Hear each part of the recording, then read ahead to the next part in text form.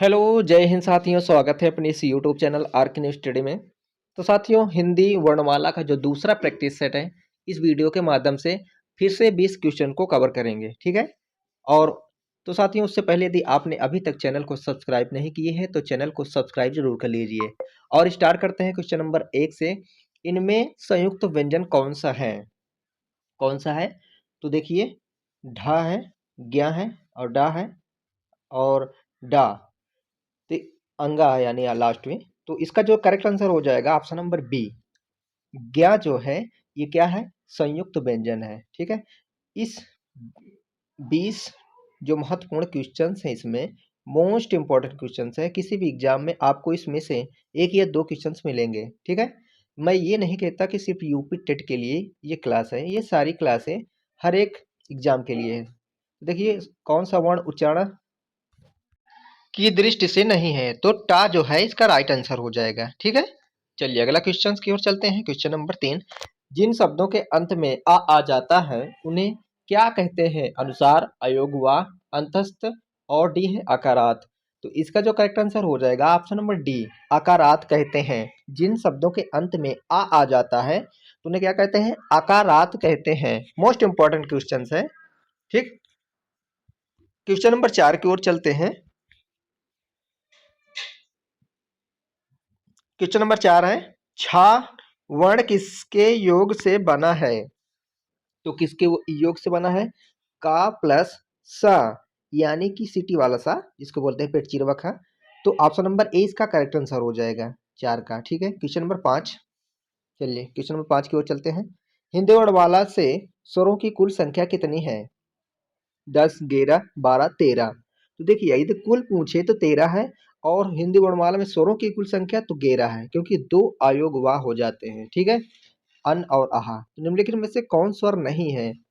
आ है, ऊ है, ए है, इया। तो देखिए, इया जो है ये क्या है? अनुनासिक व्यंजन है, तो ये वाला ऑप्शन नंबर डी इसका करेक्ट आंसर हो जाएगा, ठीक। Question number 7। निम्नलिखित में से कौन टा वर्ग नहीं है? टा वर्ग कौन सा नहीं है?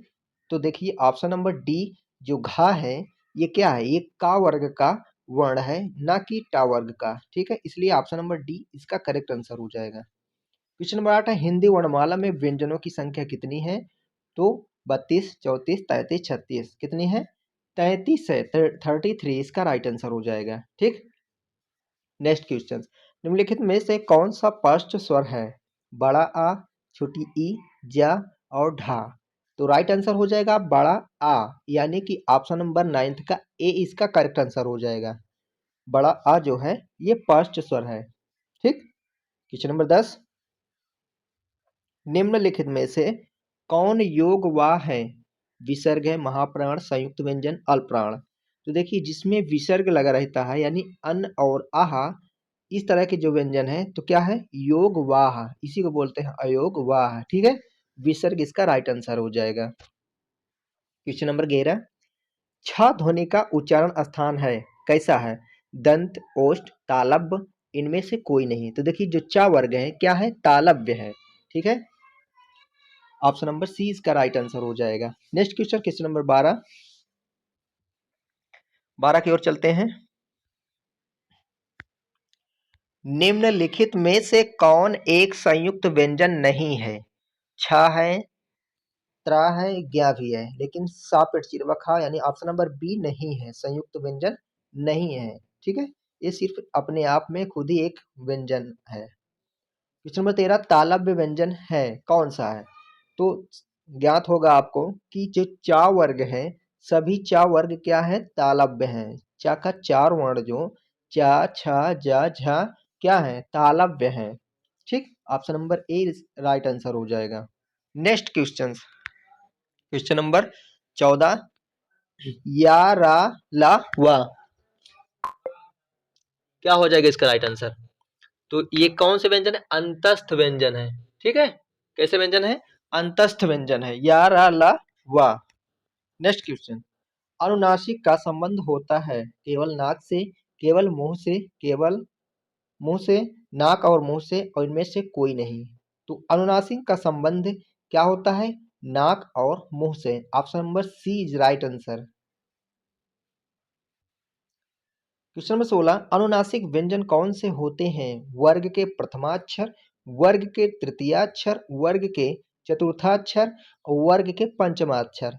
तो अनुनासिक हर वर्ग के पांचवा अक्षर होता है। ऑप्शन नंबर डी इसका राइट आंसर है। क्वेश्चन नंबर 17, हिंदी वर्णमाला में स्वरों की संख्या है 8, 9, 11 और 14। तो कितने हैं? देखिए, हिंदी वर्णमाला में स्वरों की संख्या 11 है और दो क्या है? अयोग वा है, जो अन और आ है, इनको मिला करके कितने हो जाएंगे? 13। तो इसका right answer option number C 11 इसका करेक्ट आंसर हो जाएगा। नेक्स्ट, कंठोष्ठ ध्वनि का उदाहरण है और ये, क, तालव्य। तो देखिए, न तालव्य है, का भी नहीं है, ए भी नहीं है, और इसका राइट आंसर हो जाएगा। कंठोस्थ ध्वनि कौन से है? Option number A is right answer. और ठीक, नेक्स्ट क्वेश्चन, भाषा निर्माण की इकाइयों का सही अनुक्रम क्या है? तो सही अनुक्रम क्या होगा? देखिए, पहले ध्वनि होगी, फिर क्या होगा? फिर शब्द बनेंगे, फिर पद होंगे, फिर वाक्य। तो इसलिए ऑप्शन नंबर डी इसका राइट आंसर है। ठीक है, नेक्स्ट क्वेश्चन नंबर 20 है अंतिम। प्रत्येक प्रयत्न के आधार पर ला किस प्रकार की ध्वनि है? प्रयत्न के आधार पर ला किस प्रकार की ध्वनि है? पार्श्विक, उच्छिप्त, प्रकंपित, संघर्षहीन।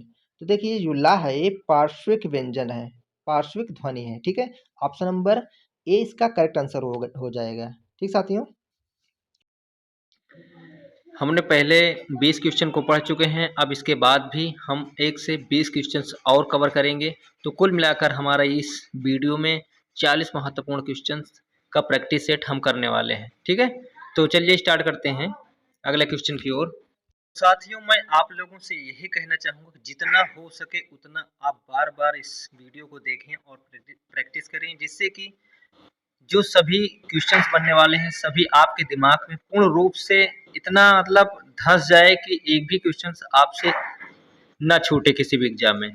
ठीक है, जिससे कि आप एग्जाम में बैठें तो आप पूरे कॉन्फिडेंस के साथ बैठें कि हाँ, ये क्वेश्चंस, ये सारे प्रश्नों को मैं कर सकता हूँ। ठीक है, चलिए स्टार्ट करते हैं। क्वेश्चन नंबर फर्स्ट देखिए, भाषा की सबसे छोटी इकाई है, क्या है? शब्द है, व्यंजन, स्वर, वर्ण। तो क्या है? वर्ण है। ठीक है, क्वेश्चन नंबर 2 है, वर्णमाला कहते हैं किसे कहते हैं?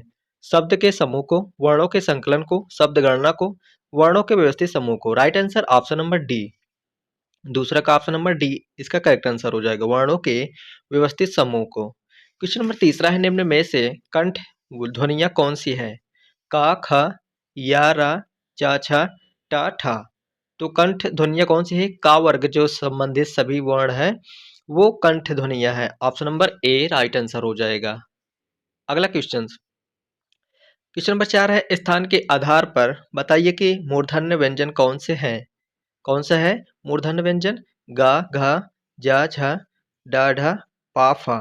तो मूर्धन्य क्या हो जाएंगे? Option number C right answer हो जाएगा। ठीक है, डा और ढा इसका करेक्ट आंसर है। अगला क्वेश्चन, निम्न में से अल्प प्राण वर्ग कौन से हैं? छोटा, बड़ा, का, ख, था, ध, फा और भा क्या हो जाएगा? तो अल्प प्राण देखिए 2 और 1, 3, 5 जो होते हैं वर्ग के अल्प प्राण होते हैं, और 2, 4 क्या होते हैं? तो महाप्राण होते हैं। इसलिए 5 का राइट आंसर बी, का, खा इसका करेक्ट आंसर हो जाएगा। ठीक है, क्वेश्चन नंबर 6, निम्न में से नासिक व्यंजन कौन से हैं? तो नासिक व्यंजन कौन से होते हैं? सभी वर्ग के 5वां वर्ण नासिक व्यंजन कहलाता है। Option number B. Question number 7 है, ए आय वर्ण क्या कहलाते हैं? नासिक, मूर्धन्य, ओष्ठ, कंठ, तालव्य। तो क्या कहलाते हैं? ए आय क्या कहलाते हैं? तो इसका सही आंसर हो जाएगा ऑप्शन नंबर डी, कंठ तालव्य कहलाते हैं। ठीक है, 7 का right answer option number D, कंठ तालम। देखिए, वर्णमाला संबंधित जितने भी क्वेश्चंस बनने वाले हैं आपको यहाँ पे सारे क्वेश्चंस करा दिए जाएंगे, जिससे आप जो किसी भी एग्जाम के लिए, हम ये नहीं कहते सिर्फ यूपी टेट के लिए है, इसका सही आंसर हो जाएगा ऑप्शन नंबर डी। तो ये सारे एग्जाम के लिए महत्वपूर्ण टॉपिक है, ठीक है। वर्णमाला से संबंधित सभी क्वेश्चंस को हम कवर करेंगे। हिंदी वर्णमाला में अयोगवाह वर्ण कौन से है? तो अयोगवाह जो विसर्ग जिसमें लगा रहता है वो अयोगवाह कहलाते हैं। ऑप्शन नंबर डी अन और आहा इसका करेक्ट आंसर हो जाएगा, ठीक है। यहाँ से आपको हर एक एग्जाम में एक या दो क्वेश्चंस आपको वर्णमाला से प्रश्न पूछे जाएंगे, निश्चित से ही पूछे जाएंगे, ठीक है। और यूपी टेट के लिए मोस्ट इंपॉर्टेंट क्लास होगी। क्वेश्चन नंबर 9 है, निम्न में बताइए कि किस शब्द में द्वितीय व्यंजन है?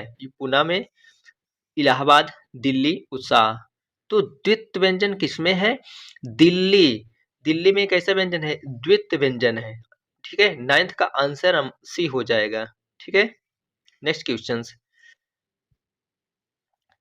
सा स स हा यानी कि कौन से व्यंजन कहलाते हैं? देखिए ये सा से संबंधित जितने भी व्यंजन है इसे ऊष्म व्यंजन भी कहते हैं और संघर्षी व्यंजन भी कहते हैं, ठीक है। Option number C right answer है। क्वेश्चन नंबर 11 है, निम्नलिखित में से बताइए कि नवीन विकसित ध्वनियां कौन सी है? का खा है, ऊ बड़ा ऊ है, ए आओ है, सा सा। तो right answer option number A इसका करेक्ट आंसर हो जाएगा। खा और ग इसका करेक्ट आंसर है, ठीक है। 11 का option number A right answer है। जो नवीन विकसित ध्वनियां कौन सी है? तो खा और ग इसका करेक्ट आंसर हो जाएगा, ठीक है। ये तीनों ऑप्शन गलत हैं, ऑप्शन नंबर ए इसका करेक्ट आंसर है। अगला क्वेश्चन, क्वेश्चन नंबर 12। चलिए नेक्स्ट क्वेश्चन, निम्न में से कौन सा घोष वर्ण है? खा है, चा है, माँ है और था है। तो घोष वर्ण कौन सा है? माँ इसमें से राइट आंसर हो जाएगा। 12 का ऑप्शन नंबर सी माँ, ठीक। क्वेश्चन नंबर 13, कौन सा अमानक वर्ण है? खा है, घा है, माँ है और धा है। तो अमानक वर्ण कौन सा है? ऑप्शन नंबर सी माँ क्या है? अमानक वर्ण है, ठीक है। इसलिए राइट आंसर 13 का सी। क्वेश्चन नंबर 14, का ग ज फ ध्वनियां किसकी है? संस्कृत की है, अरबी फारसी की है, अंग्रेजी की है, दक्षिणी भाषाओं की है। तो देखिए का ग ज फ अरबी फारसी की है, ठीक है। क्वेश्चन नंबर 15, हिंदी में मूलतः वर्णों की संख्या कितनी है? 50, 51, 52, 53। तो आप सबको पता होना चाहिए कि कितने हैं? 52 है, इसका राइट आंसर है, ठीक है। नेक्स्ट क्वेश्चन, छ ध्वनि किसके अंतर्गत आती हैं? मूल स्वर, घोष वर्ण, संयुक्त वर्ण, तालव्य। तो छ जो है क्या है? संयुक्त वर्ण है। क्या है?